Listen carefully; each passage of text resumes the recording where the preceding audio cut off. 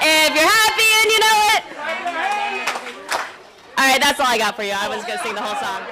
But I was trying to get your attention because I'm so thrilled that you are here to be a part of this fun family community event as we're kicking off the 87th biannual American Federation of Teachers Convention.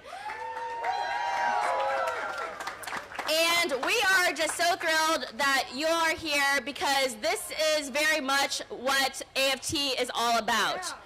So my name is Jessica Tang, and I'm proud to serve as the president of the Boston Teachers Union. And I'm also very proud to be an AFT vice president, and we just couldn't be more proud to host the convention here in Boston this year. So the theme of this convention this year is Reclaim Our Future, fighting for the promise of a better America. And the AFT Massachusetts, and BTU are thrilled to showcase just a few of the ways that we are trying to do that. And so like I was saying, this family festival is really what we stand for. It's the importance of diverse books. It's the importance of school meals and how our kids and communities depend on them. It is the importance of taking care of our own well-being so that we can take care of our students' well-being as well. And perhaps most importantly, this is about the important partnership between students, parents, families, educators, and the community. So without further ado, it is my honor to introduce my union sister in the fight, the president of the AFT Massachusetts, President Beth Contos. Hey everybody. All right, so we have everything here today that we know is important for our kids, right? We have families that are involved.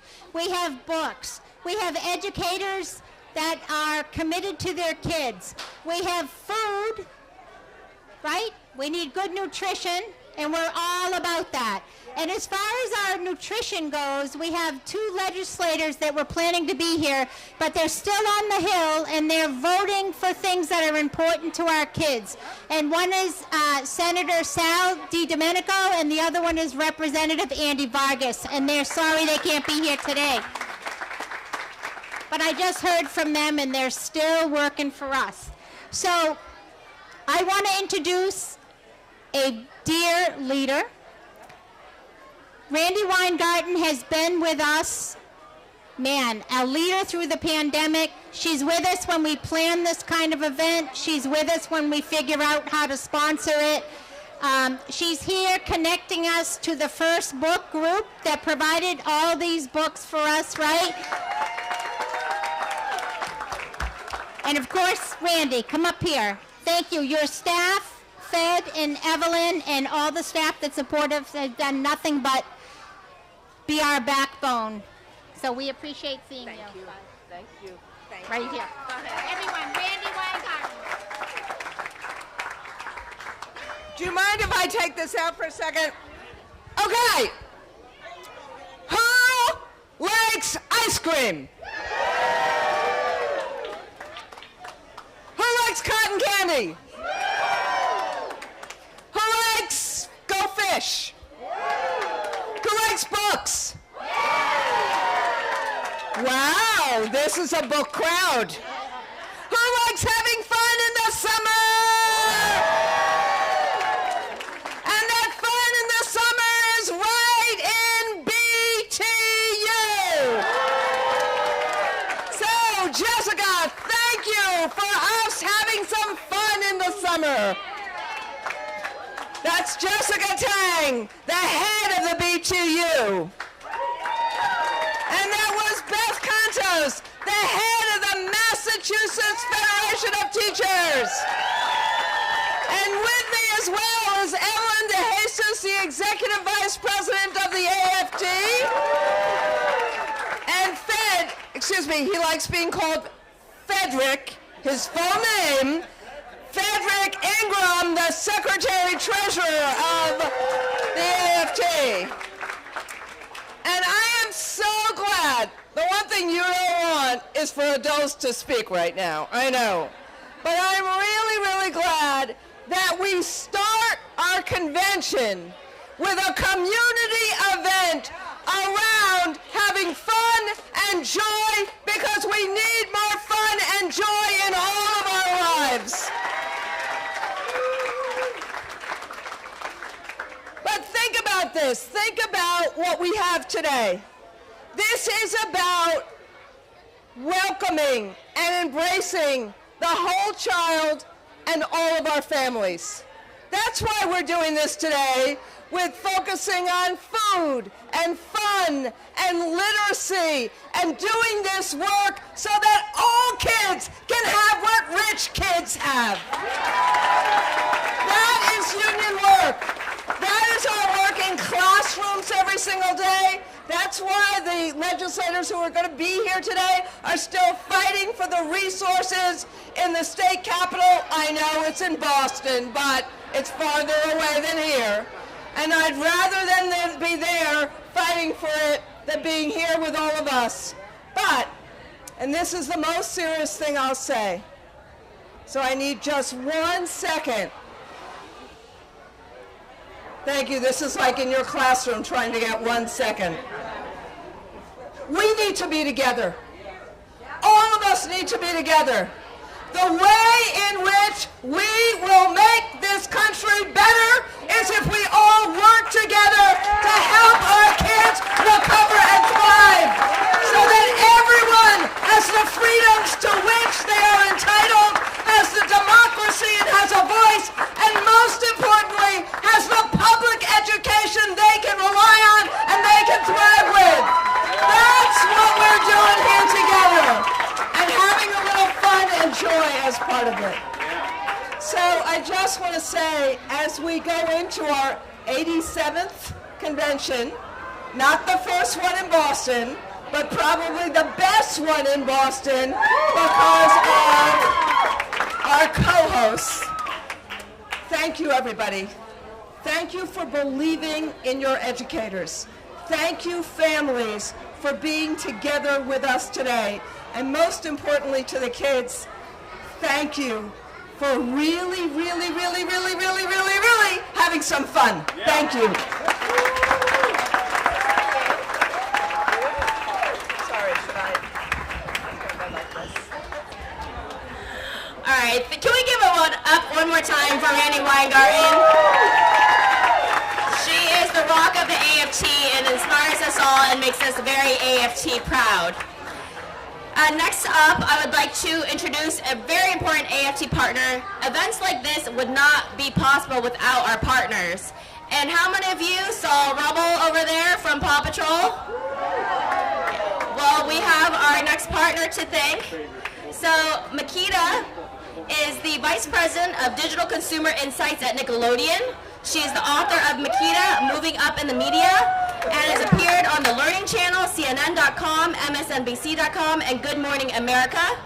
And now, Good Morning America Now. She also is joined by Michael Levine, who is the Chief of Learning and Impact at Noggin, Nickelodeon's early learning and family engagement platform. And so again, thanks to them, we were able to make this happen, and also have our special guest, Darryl McDaniels of RUN-DMC. And so, let's give it up for Makita, please. Hello. Thank you so much, everyone. On behalf of my dear colleague, Dr. Michael Levine, SVP of Noggin Learning and Impact, and all of our Noggin family, we are so delighted to be here today in partnership with Randy, the AFT, and First Book to celebrate children's literacy learning and family engagement. We know that kids today are not just our future, they are our present. And to create a brighter tomorrow, that starts today. That starts today, exactly with what we're doing here right now. At Noggin, we are delighted to help kids learn not just through our content, but through our characters. So if you haven't had a chance to say hello to Rubble from PAW Patrol, please take an opportunity to do so. And I also want to introduce a very special dear friend and partner. He is co-founder of the legendary music group, RUN-DMC. He has sold over 40 million albums worldwide. He is co-founder of the Felix Organization, a nonprofit that that supports children in the foster care system. And most recently, we are incredibly proud to announce he has partnered with Noggin and Nickelodeon and Random House to publish his first children's book, Darryl's Dream, and he is the voice of the hit original musical shorts, What's the Word? Teaching kids big, juicy vocabulary words. Friends, please give a warm welcome to Darryl DMC McDaniels! 1, 2, 1, 2. Party people in a place to be. How's everybody feeling this evening? If you're feeling good, make some noise. Say yeah. Say yeah. Say yeah. It's very important that everybody realize what's happening here and what's been happening and what's happening right now and what will continue to happen. The power, the potential, and the purpose of all of this is so that every child, every boy and girl in every community, not just here in America, but around the world, if children read, they will succeed. Now, I'm like the greatest rapper ever. That was like one of the greatest rhymes I ever said. If children read, they will succeed. When children read, no matter what it is that they're reading, and educators and parents and caregivers have known this forever, whether it's Tom Sawyer or Pippi Longstocking, or for me when I was coming up, there was just something about comic books that I could relate to. And I remember in school, I wasn't supposed to be reading during class, but the fact that I was always reading made me a good student. Now, it's important to read the textbooks and the workbooks. But y'all here, and a lot of educators in America and around the world knows that education should be fun. It should be something that the boys and girls and the little kids enjoy to do.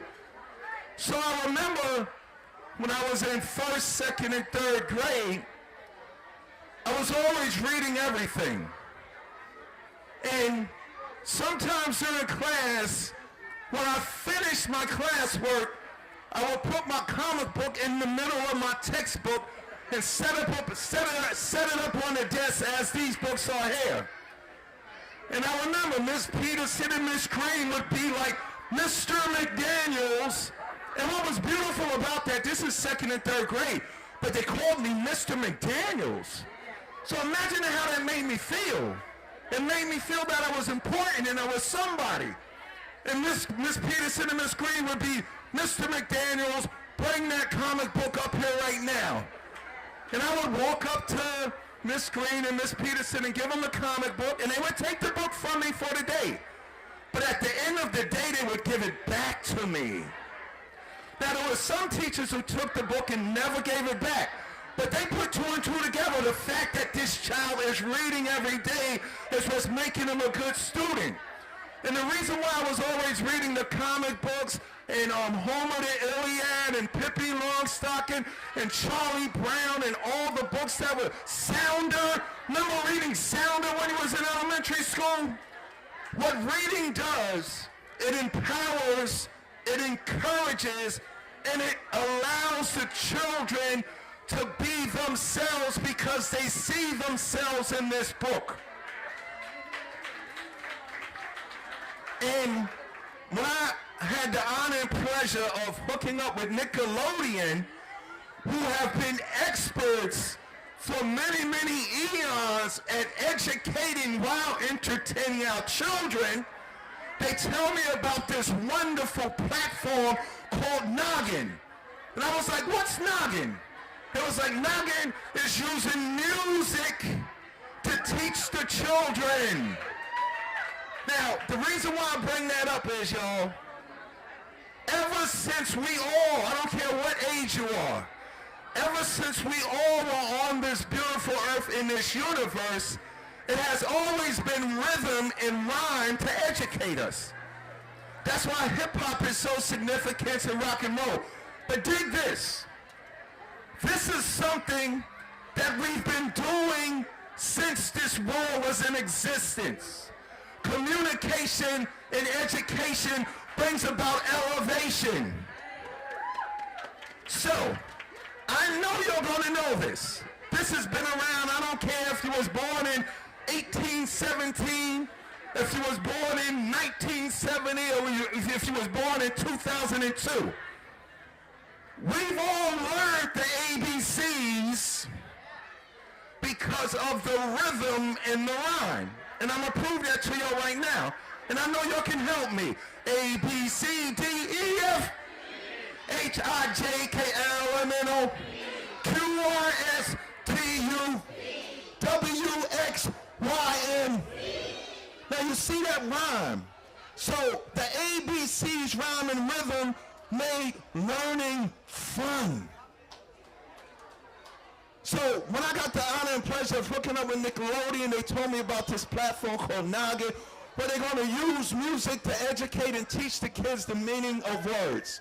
And I was thinking of, you know, we've always used song in education, but this time we want to use some of that hip-hop, because the kids always listen to hip-hop. And they looked at me and said, "You're the king of hip-hop. How would you like to participate in this venture?" And I was kind of nervous at first. But then they said, "Darryl, you've been doing it with your music for the last 40 years. I was like, "What you talking about?"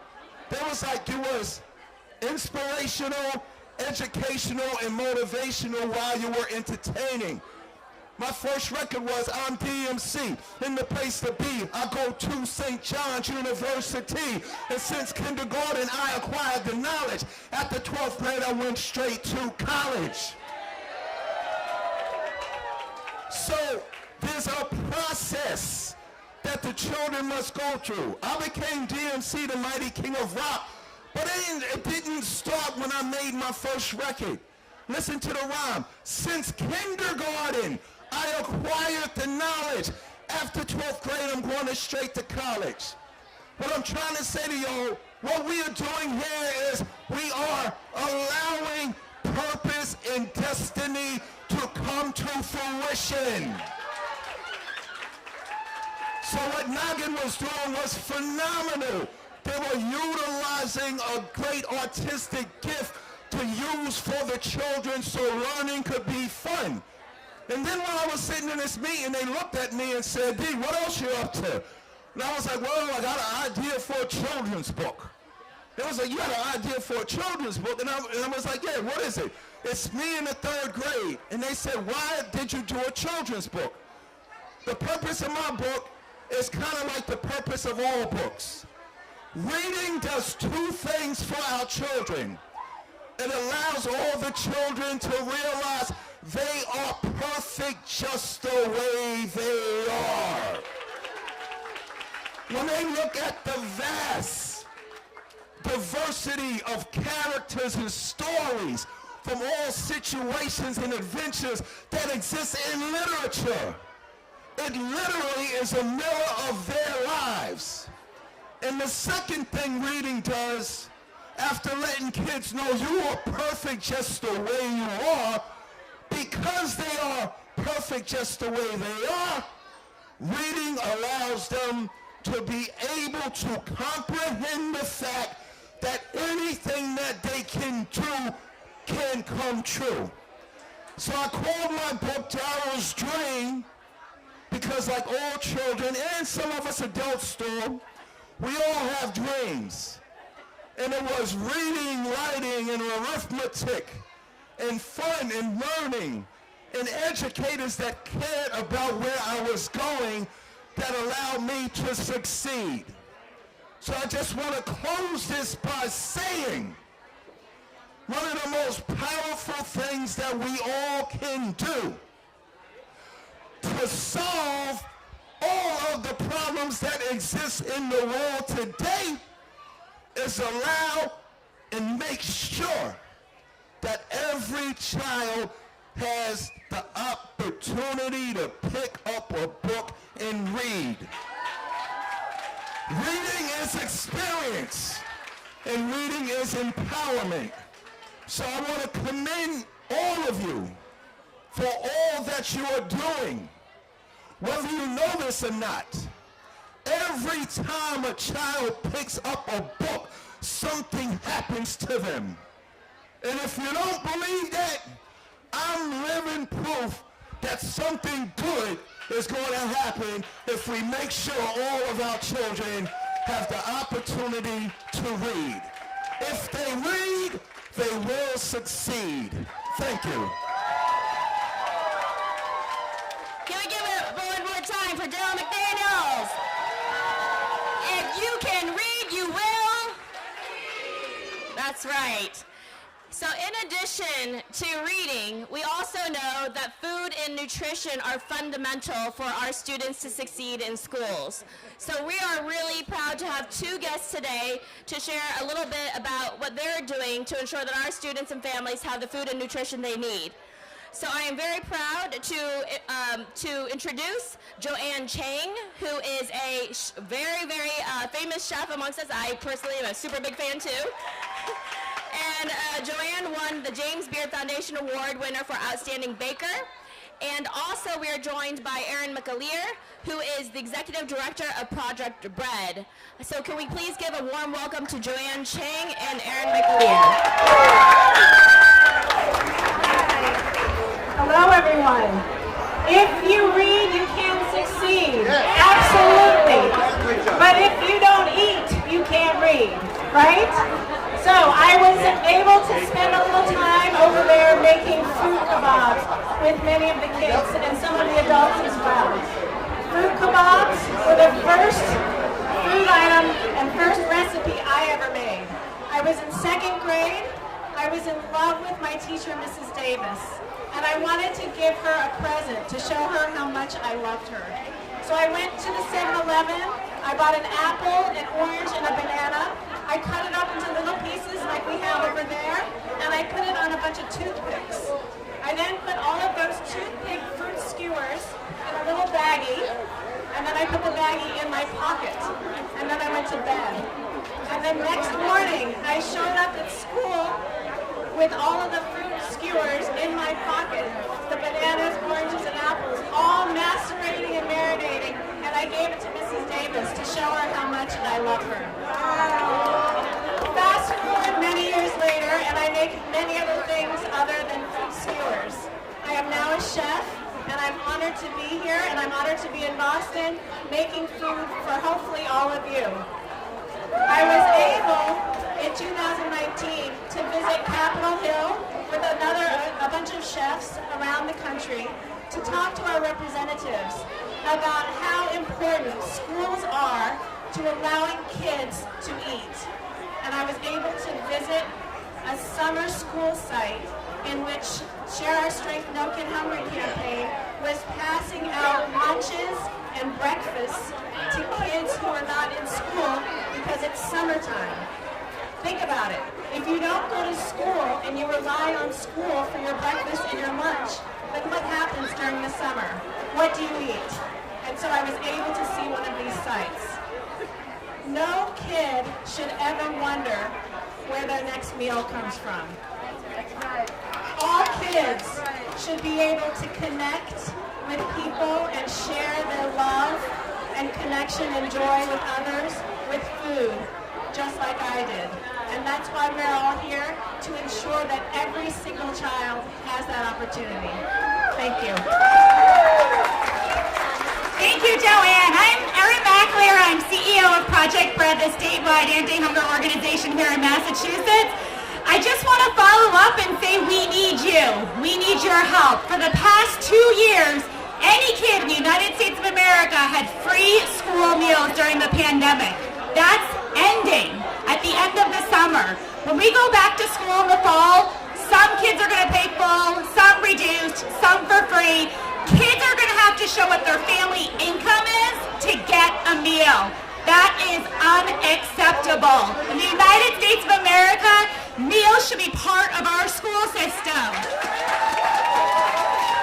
A hungry student can't learn, and this group here knows that better than anyone. But we need you.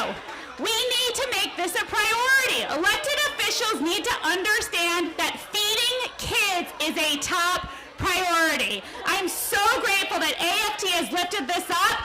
They've also made it as easy as can be. They've got postcards over there. Write to your member of Congress and say feeding kids is a priority. And here in Massachusetts, we're not going to wait on the federal government to act. We have legislation pending in Massachusetts to extend universal free school meals 1 year. And I'm sad that Senator DiDomenico and Rep. Vargas aren't here right now, but I actually know what they're fighting like hell for up on Beacon Hill, and I want them up there doing it. So make your voices heard. You might live in Boston, a community that has universal free school meals, and think, do I have to advocate for this? You do. You need to share the stories of what it means in those school cafeterias when every kid gets a meal, where no kid has to say what their family income is. So share your story about why universal school meals are so important. If you live in Massachusetts, go to feedkids.org. Thank you for all that you do to meet the needs, all the needs of our students, including feeding them. I'm honored to be here. Thanks. All right, thank you so much. And again, if you haven't stopped by the tables, right there, if you want to advocate and you also believe that all students should be able to get the meals they need. Last but not least, I am very pleased to introduce Suleika Soto. Suleika is a parent of 2 daughters, and she's a parent organizer at the Boston Education Justice Alliance. She is really an incredible parent leader, and we're so lucky that she is one of our greatest partners in the work that we do to create the schools all of our students deserve. So please give a warm welcome to Suleika Soto. Thank you, Jessica. Hello, everybody. How are you doing? I hope I can keep up with the energy. My voice will be loud, yeah, but I hope I can keep up the energy with the people before me. So first of all, I want everybody to give yourselves a shout out for getting through these 2, 3, right, almost 3 tough years of the pandemic. So teachers, students, families, yeah, give yourself a shout out. Like Jessica mentioned, my name is Suleika Soto, and I have 2 girls that attend the Boston Public Schools. My oldest is at Ted Boston Academy in Dorchester, and my youngest attends Blackstone Elementary in the South End. Shout out to Miss Gigi. I saw her around here.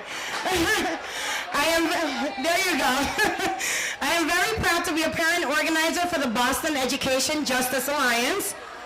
BEJA was originally founded in 2013 under the name Boston Truth Coalition as a response to the persistent educational disenfranchisement of communities of color as well as encroaching privatization of public schools. The 21-member organizations of the coalition include educational equity advocacy groups, including the Boston Teachers Union, and most importantly, it includes students and parent organizations such as St. Stephen's Youth Programs. And BEJA's mission is the pursuit of justice for students, for parents, teachers in the Boston public school system by building a stronger and better public school system driven by those community voices. We're one of the founding members of the statewide growing Mass Education Justice Alliance. Shout out Jennifer. And we fought and experienced a monumental victory in 2016 elections when it defeated a ballot question initiative by a significant margin. This ballot initiative would have drastically increased the number of Commonwealth charter schools across the state, and we don't want that. We gotta fix the ones we have. All right, so I got to see the power of community voices and parents and teachers really coming together firsthand when I first got involved in BEJA in 2019. Parents, students, teachers, and community members took part in the protest and occupation of the Boston School Committee. There, we declare ourselves the People's School Committee, and the protest helped win $5 million to install walls and doors at the Blackstone School. Yeah, you heard me right, walls and doors. We're fighting for walls and doors. Very sad. All right. So the protest help win the $5 million, which we're still working on.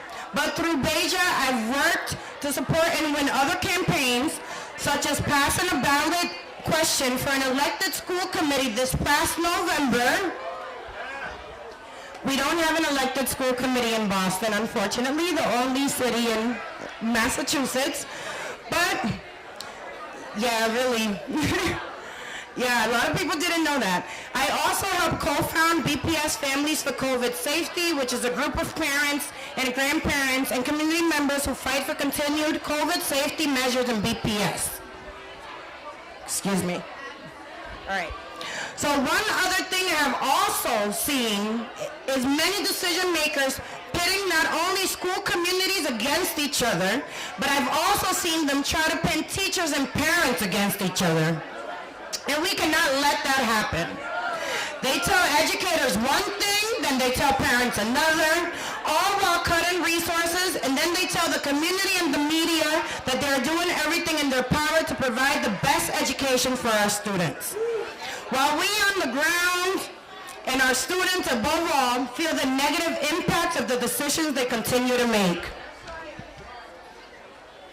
We all agree that there are not only many problems facing the Boston public school system, but many urban school systems serve in communities of color. But through our collective voices, we as parents, students, educators can work to shape our own future. We saw this in the most recent threat and fight against state intervention of the Boston public schools. While everyone was dealing with an ever-changing, seemingly never-changing pandemic, some state officials wanted to use the collective shock of the pandemic to push through radical anti-democratic changes. But we showed them. Yep. Yeah, give yourselves a shout out. Anybody that was in the receivership fight and rally?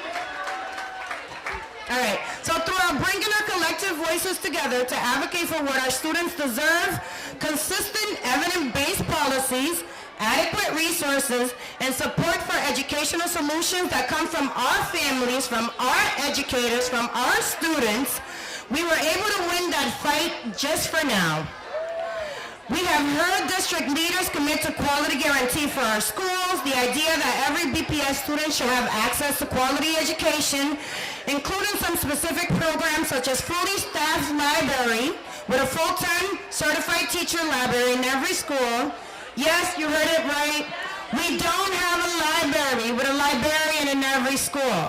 What do the kids need to succeed? They need to, right? They need to read to? Yeah, that's why we need a library at every Boston public school. So any student, parent, and educator who has been in BPS for several years has probably heard of similar demands that were made through the Beja Pledge and have seen such investments come and go, and unfortunately, many of these guarantees do not make it to the schools with our most vulnerable populations. This is why we must work together. We must lean on each other for support. We must uplift the voices of educators, of families, and other local stakeholders to design better and more inclusive ways to close opportunity and achievement gaps. Beja commits to continuing to work on the forefront on education justice, and we hope the next fight will help win this fight for the new BTU contract. The contract will ensure solutions like access to high-quality programs, inclusion done right, and access to counselors and social workers. Yep, so I just end this to say that there are many things that our schools are missing, basic things like books, libraries, librarians. Most of the under-resourced schools have the most kids of color. So it is very important for us, again, as parents, students, and educators to try to work together to try to bring some equitable resources and enough resources to our schools. Thank you. Thank you so much, Shaleka. What we know is that parent power matters, and when parents, educators, and students are working together, we really do, we fight and win. So thank you all again so much. But before we end this program, we just wanted to let everyone know that Darryl McDaniels will be signing books and doing a book read aloud inside right now. So if you want to head indoors, there's going to be a carpeted area where he'll be reading the book and doing a read aloud and then signing books. So again, thank you all so much. Again, what we know is when you read, you will. That's right. Thanks, everyone.